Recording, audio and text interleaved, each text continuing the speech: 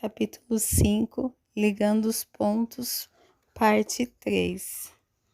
Oprah, preciso fazer uma interrupção aqui.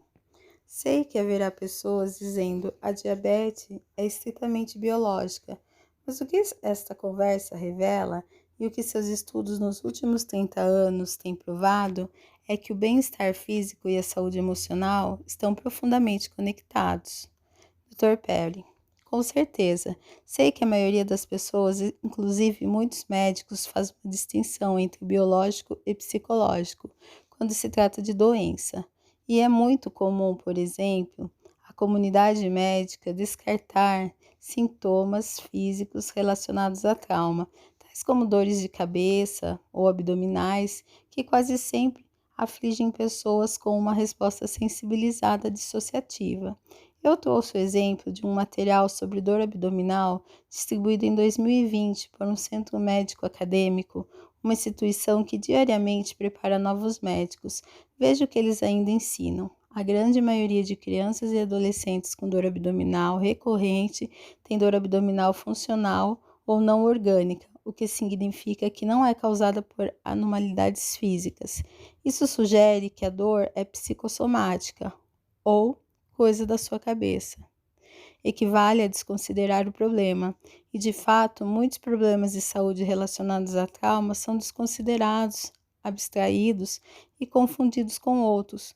Uma vez que você conheça melhor a neurociência e como nossos sentidos e nosso cérebro traduzem a experiência em atividade biológica, as distinções artificiais desaparecem. Se você entende a neurobiologia do trauma, sabe que a anormalidade física que está causando a dor abdominal pode ser vista como dissociação sensibilizada. Você começa a entender que a visão do mundo de uma pessoa pode mudar seu sistema imunológico e que uma conversa positiva com um amigo pode influenciar o funcionamento do coração ou dos pulmões de um paciente naquele dia. A interconectividade fica clara. Como você disse, Oprah, tudo tem importância. Acima de tudo, você passa a entender que o pertencimento é biologia e que a desconexão destrói a nossa saúde. O trauma leva à desconexão, impactando todos os sistemas do nosso corpo. Veja um exemplo. Atendi uma menina de 16 anos, Tira, com diabetes mellitus tipo 1, dependente de insulina, às vezes chamada de diabetes juvenil.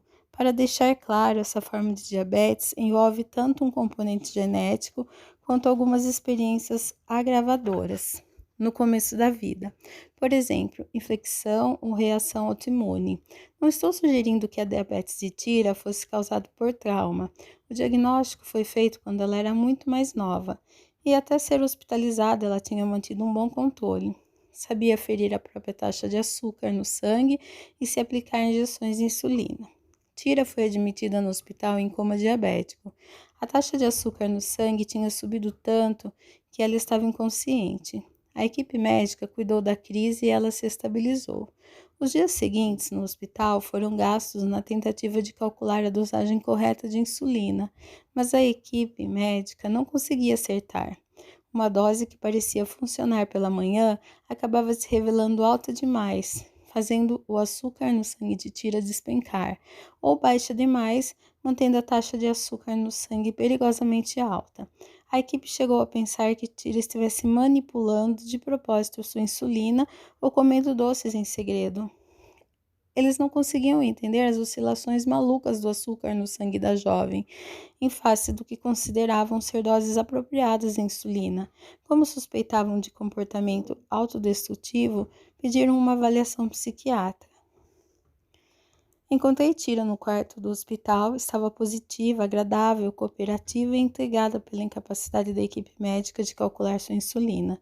Durante anos ela tinha calculado bem a sua dosagem. Estávamos conversando fazia uns 10 minutos quando Tira parou de falar e ficou visivelmente tensa. Pensei que eu tivesse feito algo para deixá-la nervosa. Então percebi que ela olhava pela janela, atenta à sirene de uma ambulância que chegava ao pronto-socorro do hospital. Ora, quem trabalha em um ambiente hospitalar ouve sirenes o tempo todo e não presta atenção. Eu nem tinha reparado, mas Tira tinha. Posso tirar sua pulsação? Perguntei. A pergunta interrompeu seu olhar fixo. Claro. Aproximei-me, peguei seu pulso e verifiquei a pulsação. 128 batimentos por minuto, muito alta para uma jovem em repouso. Não pude deixar de notar que você pareceu nervosa com a sirene. Ah, acho que sim, me faz imaginar quem poderia estar ferido.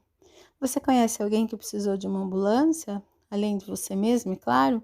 A pergunta fez com que ela ficasse com o olhar fixo de novo. Deixei os minutos passarem. Por fim, ela piscou e começou a falar baixinho. Umas 2 semanas atrás, eu estava com algumas amigas no parque. Estávamos sentadas numa mesa de piquenique, sem fazer nada. Ela parou. Você não precisa falar sobre isso. Não, tudo bem. Eu não tinha tanta certeza, mas deixei que ela continuasse. Eu nem ouvi tiros. Keisha disse que ouviu. Eu estava sentada ao lado de Nina, e de repente ela olhou direto para mim com os olhos grandes, assim. Tira regalou os olhos para me mostrar. Ela parecia muito surpresa, soltou um leve chiado e caiu para a frente. As costas dela estavam cobertas de sangue. Tira estava revisitando o momento. Seu medo e sua confusão eram óbvios. Conforme a sirene lá fora parou, ela voltou a falar. A polícia chegou, havia muitas sirenes. A ambulância levou um tempão para vir. Levaram ela embora. Era o meio-dia. A gente só estava sentada ali. Segurei novamente seu pulso. A pulsação estava em 160 batimentos por minuto. Ela respirava rápido, claramente em estado de medo. Seus médicos sabem que isso aconteceu? Acho que não. Por que saberiam? Acho que você tem razão. Eu não imaginaria que eles fossem perguntar coisas assim. Então, Tira, vou te contar o que acho que está acontecendo com a sua insulina. Desenhei um triângulo de ponta cabeça e falei sobre a resposta ao estresse, sobre como o corpo se prepara para fugir ou lutar quando temos medo. Tira sabia bastante sobre como a insulina ajuda a levar o açúcar do sangue para dentro das células do corpo, mas não estava ciente de como a adrenalina, liberada durante uma situação de perigo, mobiliza reservas de açúcar para auxiliar em comportamentos de luta ou fuga. A adrenalina aumenta a quantidade de açúcar no sangue. A resposta de Tira ao estresse, hiperativada pelo trauma recente, aumentava sua adrenalina e a consequência era muito mais açúcar circulando. A dosagem de insulina que tinha funcionado no passado já não era adequada. Além disso, quando ela ficava exposta a alguma sugestão evocativa, tal como as sirenes, seu sistema sensibilizado tinha uma hiperreação, liberando doses muito altas de adrenalina e, por sua vez, levando a picos de açúcar. Lá estava ela, num quarto onde o som eventual de sirenes causava picos eventuais de açúcar no sangue. Ela não estava manipulando a insulina nem comendo escondido. Perguntar a Tira o que aconteceu mudou a regulação dinâmica do açúcar do sangue dela. Mudamos a jovem para outra ala no hospital, onde ela não ouviria sirenes o dia todo, e Tira começou uma terapia. Em poucos dias foi possível definir um esquema de insulina estável e ela foi para casa. Oprah. Os médicos não conseguem explicar o que estava acontecendo biologicamente, então deduziram que a culpa fosse dela. Eles não levaram em conta que um trauma poderia estar influenciando a biologia. Dr. Perry, nem passou pela cabeça deles perguntar. 20 anos atrás, o trauma nunca era considerado um fator na saúde de alguém. Sinceramente, era raro até que fosse cogitado como fator na saúde mental. Até hoje, o papel que o trauma e a diversidade no desenvolvimento desempenham na saúde física e mental permanece subestimado. Crianças e adultos com trauma no desenvolvimento frequentemente sentem dor abdominal crônica, dores de cabeça, dor no peito e vivenciam episódios com desmaio e algo semelhante a convulsões. Todos esses sintomas são muito comuns se há uma resposta sensibilizada ao estresse. A maioria dos médicos, quando não consegue chegar a um diagnóstico comum, rotula esses sintomas como funcionais ou psicológicos. Esse tipo de atitude negligente só piora as coisas. Oprah. Sei que você se debruçou sobre isso ao longo dos anos. Um dos termos que escuto você usar quando ensina sobre cérebro e trauma é sequencial. Já mencionamos isso antes, mas poderia explicar novamente o que significa e por que é importante eu pensar sobre o que aconteceu conosco? Dr. Perry.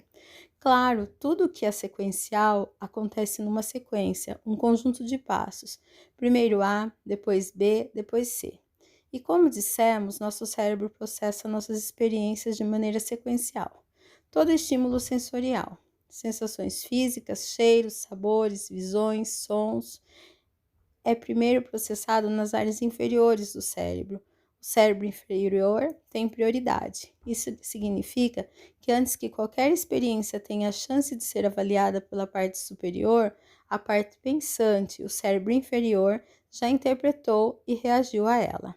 Ele comparou o estímulo sensorial da nova experiência com um catálogo de memórias armazenadas de experiências passadas, antes que a parte inteligente do cérebro tivesse qualquer chance de participar. Mas assim como vimos com Mike Roseman, a parte inferior do cérebro não consegue identificar o tempo em que as coisas aconteceram. Então, às vezes, interpreta o estímulo que entra de maneira imprecisa. Se algum estímulo combina com a memória armazenada de uma experiência passada, o cérebro inferior reage como se a experiência passada estivesse acontecendo no momento. Isso é um problema quando o som de uma explosão de escapamento de motocicleta ao terror da guerra, como aconteceu com Mike.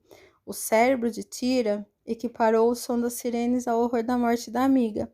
Para você, Oprah, estar sozinha à noite evocou a memória sensorial do ataque do seu avô naquela noite de tantos anos atrás.